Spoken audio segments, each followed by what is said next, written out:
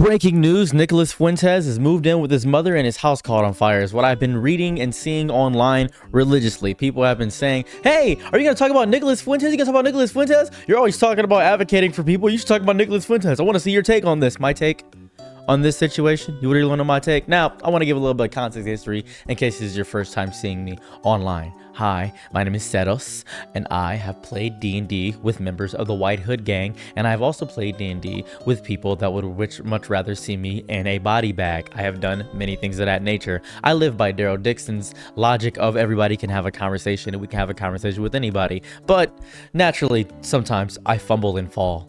And with Nicholas Fuentes, I actually got the chance to speak to Nicholas Fuentes once in my life 2 years ago. I actually got the chance to speak to him because I thought he was playing a bit in a character. He is insufferable. Truly, without any shadow of the word, I think he's one of the worst human beings to ever exist on the planet. I think that if there was a smidgen, a curmudgeon, a slimy chance of him being a small, good person, it would have shown up by now. He radicalizes people. He praises one of the darkest moments in history, in German history specifically, about the persecution and destruction of people that rhyme with pews. He just did that. A guy with the funny mustache, you know who I'm talking about. He often says that he fantasizes about having a 16-year-old wife and he wants the age of consent to be lowered.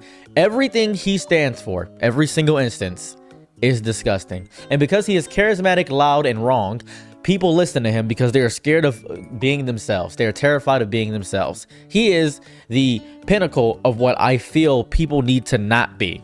He is so far up his own butt that his following allows him to be this way. He is disrespectful and terrifying. And recently, he made a comment that said this. Yes, read this on the screen. Your body, my choice. This was very much after the election of President Donald J. Trump. This is what everybody feared. This is what the fear was happening, that women's rights were going to get annihilated.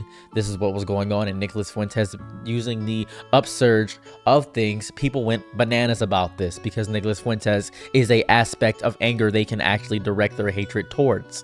When you have something you can put your anger towards, you often go to it. Now, I hate dehumanizing people. I really do. It's my least favorite thing to do. I don't like dehumanizing cops. I don't like dehumanizing anyone. I think everybody that is human, or in some capacity, even animals. I don't like dehumanizing animals and just calling them animals. I hate that. I really do. I despise it. Nicholas Fuentes is not human. I'm going to say this right now. This is ridiculous. I know it's crazy of me to say that after I just did that entire thing saying that, you should respect all people.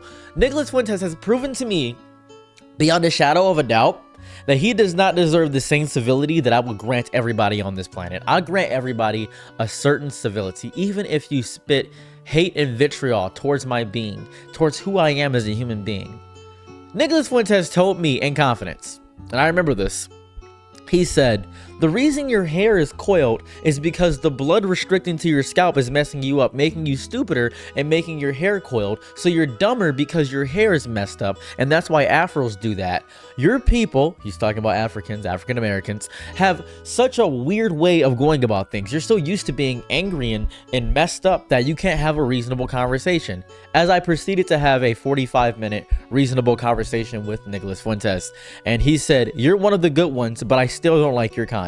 After our entire conversation.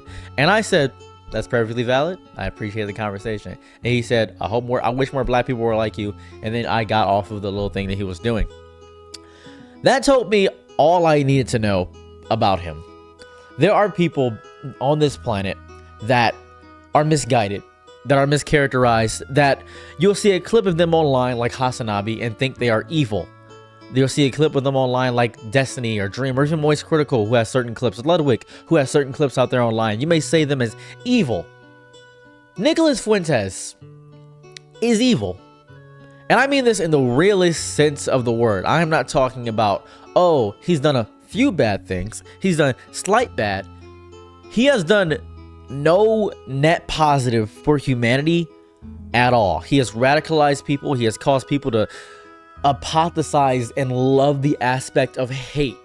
That's all he pushes, the narrative of hate. He believes in a superior race. He pushes supremacy of the white kind. He has stated, and this is his argument, and this is why a lot of people get behind him. You're probably curious why people get behind him. I'm going to explain why. I'm going to say exactly what he says. There's a war on men, specifically white men, that makes you ashamed of your whiteness. There's a war on men that do that. And you shouldn't be ashamed of your whiteness. You're seeing all this thing in media where if you're a white man, you're evil. You're not evil. You're powerful. You're a conqueror. You're beautiful. You are amazing. You as a white man should have the ability and power to rule and conquer. Why do you hate yourself as a white man? You think to yourself, you see these black men getting upholstered in history. You see all these people. You see that, but you are a destiny of conquerors. So conquer. Every race was put on this planet for you to conquer. Do not be ashamed of your whiteness because it makes you powerful. Be white and proud is the message that he pushes. And that resonates with people. It is double talk white supremacy is what he's doing, which is genius charismatically. As somebody that is charismatic myself and also as a former manipulator, oh yeah, I 100% see what he's doing and I understand it. I really do. However, Nicholas Fuentes, I say this without a shadow of a doubt. What is wrong with you?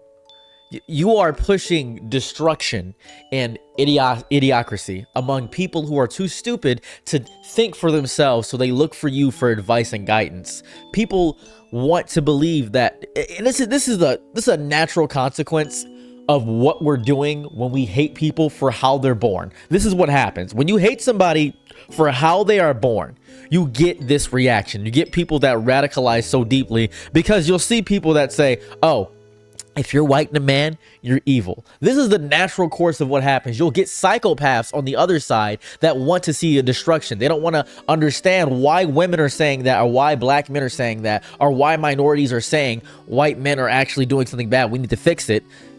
This is the issue, because you can't fight hate with hate. You'll get another aspect of hate. You'll get more hate. When you try to stop a forest fire, you can't cause more fire. You can cause the opposite fire on the other side and make it meet in the middle. That's what a lot of firefighters do to mitigate the damage. But there are other ways to do forest fires. There's ways to smother the fire. There's so many other methods. And yet what's happening is we're fighting hate with hate. We're eye for an eye. We're making the whole world blind. That's what we're doing.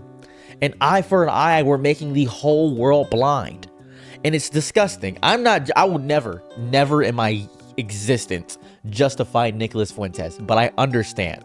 And my goal in this existence is to understand everybody. That's all how I greet every situation. That's how I've greeted everything on this planet, is to understand everyone. That is what I want, and that's all I crave. And do not misinterpret me. I swear to God, you will agitate the crap out of me.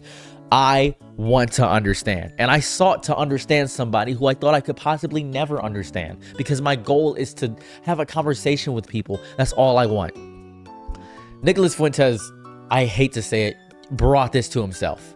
If his house is really burnt down, that's crazy. Whoa, hopefully that fire didn't spread out. Hopefully it got mitigated, nobody else got damaged, but whoa, that's nuts. What was the fire wearing? You know what I mean? Like, what were you wearing for that fire to happen to you? That's what I'm seeing on TikTok. It's just, I'm regurgitating what I see on TikTok. Those are the comments that I'm seeing about the house fire. I'm not sure if somebody made up that story. I have no clue. I'm not sure if it was actually burnt down. I have no idea what's happening.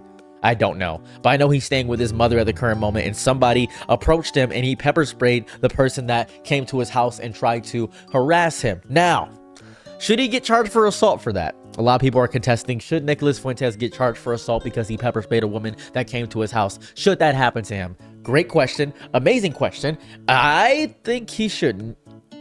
Somebody came to his house to threaten him. He is just saying things to threaten. He's inspiring hate and vitriol. I think he should get charged for inspiring hate and vitriol, and his platform is used as an aspect of white supremacy, but he's speaking in a way it feels as though he cannot get in trouble for it. He's trying his best to not get in trouble for it, because he's just saying that you should embrace your whiteness. That is the main core of his message. That's all he's doing. Nicholas Fuentes will go on a 2-hour rant saying things of the nature of, if you are shackled by DEI hires and saying that all your games that you used to have back in the day are being taken over by black wokeness, I'm here to tell you that you are not alone. We strong white men are not afraid of the black virus coming in, the LGBTQ agenda. And as we know, America mostly is homophobic. We know that now. We know. I don't know if you guys didn't know that.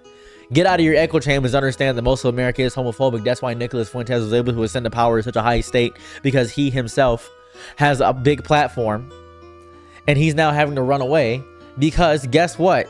His life is now in danger. Now, I know what you're thinking. I know what you're going to say. Man, he deserves it. And I agree. He does deserve it. Now, I'm not saying he doesn't. I'm really not. But I am also saying that we're not trying hard enough. No, it's just, it seems so crazy to complain about something you brought upon yourself, saying that women are too weak to fight back, and now they're fighting back. They doxed him immediately. They found his address, figured out where he lived. They figured out everything about this man. And that is a natural consequence. We have freedom of speech in America. That is 100% a thing that everybody has. Everybody has a platform. Everybody can say what they want to. If you got a phone, you can speak up and say, hey guys, let me tell you about the find. They can do that easily. You can do whatever you want to. But there's also the consequence of whatever you say. The big consequence. Nicholas Fuentes is now, I'm not sure if I'm saying his name right, is now facing the consequences of his actions. Whoa, the consequences of your actions. Who would have thought? Who would have thought? So that is the update. That is my opinion on it. I'm just going to summarize in case you guys are going to misinterpret me. This is a complete summary. I think Nicholas Fuentes deserves every bit of vitriol and hate that he deserves upon him. I understand why he's doing it. I understand the message that he puts out there. And a lot of people are terrified of losing their identity of being white because they feel like they have no identity, because they say America has no identity. And that is the main core of his message. If you don't know who Nicholas Fuentes is, that is me explaining it. That is not me sympathizing or empathizing with it. I'm simply telling you I understand what he's saying, because I grasp the entire message of what he's saying, because people are saying a large resurgence of LGBTQ stuff and a lot of black stuff, and they're scared of that because they think that's wokeness and they think that means their identity is getting destroyed. The existence of LGBTQ people and black people does not threaten your existence. I know you are online a lot and you think it does because you're in spaces in which they tell you that you being white is evil, but because you're born white doesn't make you evil.